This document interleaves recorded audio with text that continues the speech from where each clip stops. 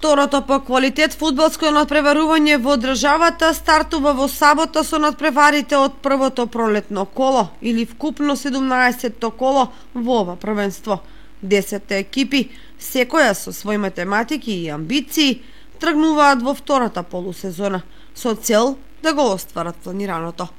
Неголема гужва сепак има околу обезбедување на опстанокот во второлигашката конкуренција, бидејќи речиси 2/3 од клубовите можат лесно да се доведат во ситуација да спасуваат гол живот. Особено Никола Мантов ќе ја пречека Каменица Саса, што најавува интересен и неизвесен надпревар.